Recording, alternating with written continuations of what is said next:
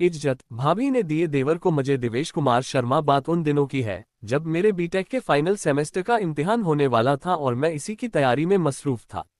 अपनी सुविधा और आज़ादी के लिए हॉस्टल में रहने के बजाय मैंने शहर में एक कमरा किराए पर लेकर रहने का फैसला किया था। शहर में अकेला रहना बोरिंग हो सकता है, यही सोचकर मैंने अपने साथी रंजीत को अपना रूममेट बना लिया था। फाइनल सेमेस्टर का इम्तिहान सिर पर था, इसलिए मैं इसी में बिजी रहता था, पर रंजीत को इसकी कोई परवाह नहीं थी। वह पिछले हफ्ते अपने घर से आया था और अब उसे फिर वहां जाने की धुन सवार हो गई थी। जब रंजीत अपने घर जाने के लिए निकल गया तो मैं भी अपनी पढ़ाई में मस्त हो गया।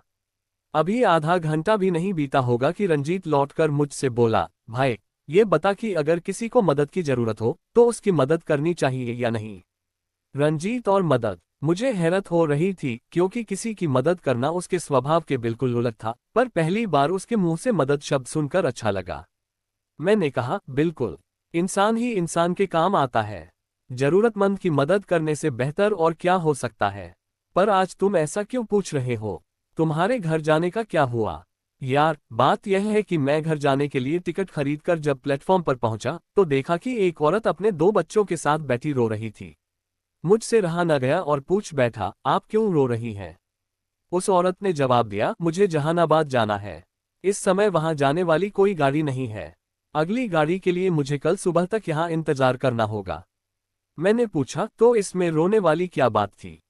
रंजीत ने उस औरत की बात को और आगे बढ़ाया। वह बोली थी, रात के 8 बज चुके हैं। मैं जानती हूँ कि 9 बजे के बाद ये स्टेशन सुनसान हो जाता है। मेरे साथ 2 बच्चे भी हैं। कोई अनहोनी न हो जाए, यही सोच कर मुझे रोना आ रहा है। मैं इस स्टेशन पर रात कैसे गुजारूंगी? मैं सोच में पड़ गया कि मुझे उस औरत की मदद करनी चाहिए या नहीं। यही सोचकर तुमसे पूछने आ गया। रंजीत मेरी ओर देखते हुए बोला, देखो भाई रंजीत, हम लोग यहाँ बैचलर हैं।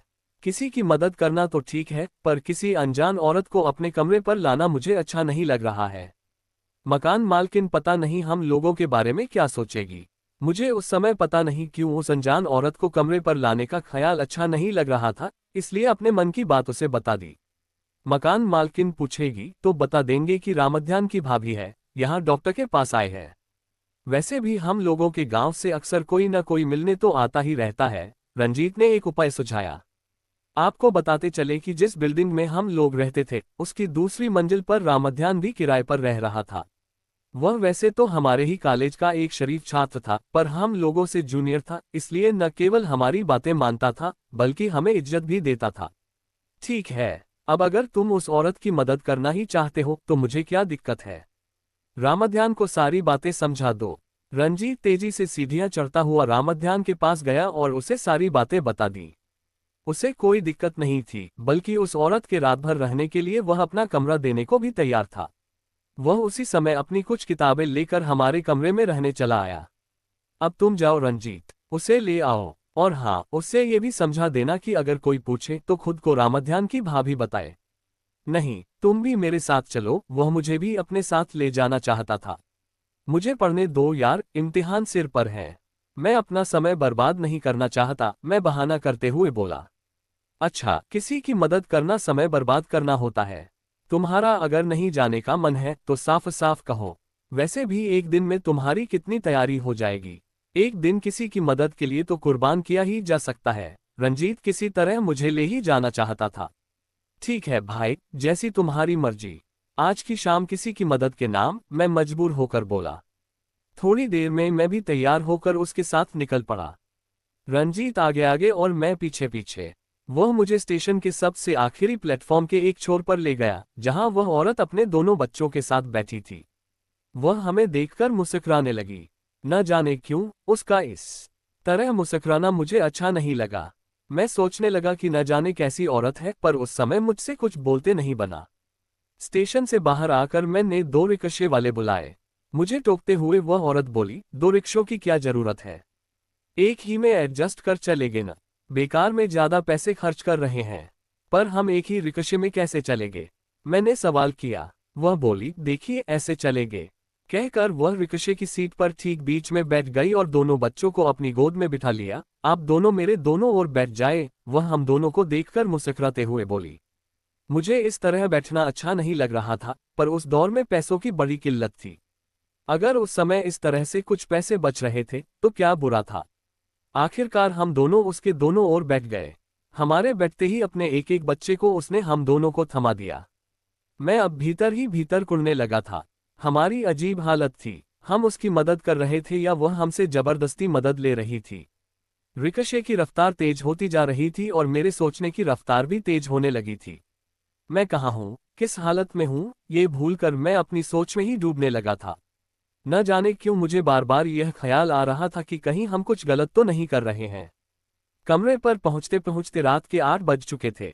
रंजीत ने उसे सारी बात समझाकर रामध्यान के कमरे में ठहरा दिया। मैंने रंजीत से कहा, भाई, जब ये हमारे यहाँ आ गई है तो इसके खाने पीने का इंतजाम भी तो हमें ही करना पड़ेगा। जाओ, होटल से कुछ ले आओ। रंजीत खुशी खुशी होटल की ओर चल पड़ा। मुझे बड़ा अजीब लग रहा था कि रंजीत को आज क्या हो गया है, पर मैं चुप था। वह जितनी तेजी से गया था उतनी ही तेजी से और बहुत जल्दी खाने पीने का सामान लेकर लौटा था। जाओ, उसे खाना दे आओ। हम दोनों रामध्यान के साथ यही खा लेंगे, मैंने रंजीत से कहा। रंजीत खाना देने ऊपर के कमरे गया और तकरीबन आधा घंटे बाद लौटा। मुझे भूख लगी थी, लेकिन मैं उसका इंतजार कर रहा था। सोच रहा था कि उसके आने के बाद साथ बैठकर खाएंगे। मैंने पूछा, तुमने इतनी देर क्यों लगा दी? भाई, उसके कहने पर मैंने भी उसी के साथ खाना खा लिया, रंजीत धीरे से बोला। कोई बात नहीं, आओ रामध्यान, हम दोनों खाना खा लें। हम तो इसी का इंतजार कर रहे थे और ये तुम्हारी भाभी के साथ खाना खा आया, मैंने मजाक करते हुए कहा। रामध्यान को भी हंसी आ गई। वह हंसते हुए खाने की थाली सजाने लगा। रात को खाना खाने के बाद अक्सर हम लोग बाहर टहलने के लिए निकला करते थे, इसलिए खाने के बाद मैं बाहर जाने के लिए तैयार हो गया और रंजीत को भी तैयार होने के लिए कहा। आज मेरा जाने का मन नहीं है, रंजीत टालमटोल करने लगा। आखिरकार मैं और रामध्यान टहलने के लिए निकले। तकरीबन आधा घंटे के बाद लौटे। वापस आने पर देखा कि हमारे कमरे पर ताला लगा हुआ था। रामध्यान ने हंसते हुए कहा, भैया, हो सकता है रंजीत भैया भाभी के पास गए हों। हो सकता है, जा कर दे, मैंने रामध्यान से कहा। थोड़ी देर बाद रामध्यान और रंजीत हंसते मुस्कुराते सीढ़ियों से नीचे आ रहे थे। भाभी जी तो बहुत मजा किया है भाई, सच में मजा आ गया, उतरते ही रंजीत ने कहा। अब हंसना छोड़ो और जल्दी कमरा खोलो। वे दोनों हंस रहे थे, पर मुझे गुस्सा आ रहा था। मैंने चुपचाप कमरे में जाकर अपने कपड़े बदले और बेड पर सोने चला गया। थोड़ी देर तक बेड पर लेटे लेटे मैंने पढ़ाई की और उसके बाद मुझे नींद आ गई। देर रात को रंजीत और रामध्यान की बातों से मेरी नींद टूटी। उन दोनों को देखकर लग रहा था कि वे दोनों अभी अभी कहीं से लौटे हैं। मैंने उनसे पूछा, तुम दोनों कहाँ गए थे और अभी तक सोए क्यों नहीं? कहीं नहीं, बस अभी सोने ही वाले हैं, दोनों ने अक्सर में कहा। थोड़ी देर बाद रंजीत ने मुझे जगाते हुए कहा, भाई, तुम्हें एक बात कहनी है। इतनी रात को? बोलो, क्या बात कहनी है? मैंने पूछा। तुम बुरा तो नहीं मानोगे? उसने पूछा। अगर बुरा मानने वाली बात नहीं होगी तो बुरा क्यों मानूंगा? मैंने कहा। तुम चाहो तो भाभी जी के मजे ले सकते हो, रंजीत थोड़ा संकोच करते हुए बोला। क्या बक रहे हो रंजीत? तुम्हें क्या हो गया है? मैंने हैरानी और गुस्से में उससे पूछा। भाई, अच्छा मौका है, चाहो तो हाथ साफ कर लो। रंजीत के चेहरे पर इस समय एक कुटिल मुस्कान थी। वह अपनी इसी मुस्कान से मुझे कुछ समझाने की कोशिश कर रहा था। हमने उसे सहारा दिया है, वह हमारी मेहमान है, तुम ऐसा कैसे सोच सकते हो? मैंने उसे समझाते हुए कहा। इस तरह भी हम उसकी मदद कर सकते हैं। मैंने उससे बात कर ली है।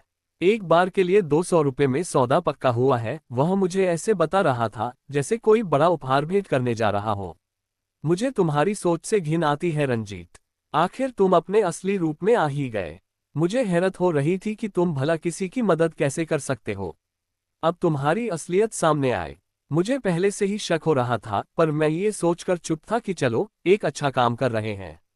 अच्छा क्या खाक कर रहे हैं? मुझे उस पर गुस्सा भी आ रहा था, पर इस समय उसे समझाने के अलावा मेरे पास दूसरा कोई रास्ता नहीं था। रंजीत कुछ नहीं बोला, वह सिर झुकाए बैठा था। थोड़ी देर तक हम दोनों ऐसे ही चुपचाप बैठे रहे। रामध्यान अब तक सो चुका था। थोड़ी देर बाद रंजीत बोला, ठीक है भाई, सो जाओ, मैं भी सोता हूँ। सुबह जब मैं उठा तब तक 7 बज चुके थे। रामध्यान की तथाकथित भाभी इस समय हमारे कमरे में बैठी थी। रामध्यान और रंजीत भी उसके पास ही बैठे थे। मैं आपके ही उठने का इंतजार कर रही थी। मुझे देखते हुए वह बोली। क्या हुआ? मैंने पूछा। हुआ कुछ नहीं, मैं जा रही हूँ। कुछ बख्शिश तो दे दीजिए, उसने हंसते हुए कहा। बख्शिश किस बात की? मुझे हैरानी हुई। देखो मिस्टर, आपके इस दोस्त ने 200 रुपये में एक बार की बात कर मेरी इज्जत का सौदा किया था। इन दोनों ने 2-2 बार मेरी इज्जत को तार तार किया। इस तरह पूरे 800 रुपये बनते हैं। और ये है कि मुझे केवल 400 रुपये देकर ट्रकाना चाहते हैं। मैं भी अड़ चुकी हूँ। बंद कमरे में मेरी इज्जत जाते हुए किसी ने नहीं देखा। अब अगर मैं यहाँ चिल्लाकर बताने लगी कि तुम लोग मुझे यहाँ क्यों लाए थे, तो तुम लोगों की इज्जत गई समझो। वह बड़े ही तीखे अंदाज में बोले जा रही थी।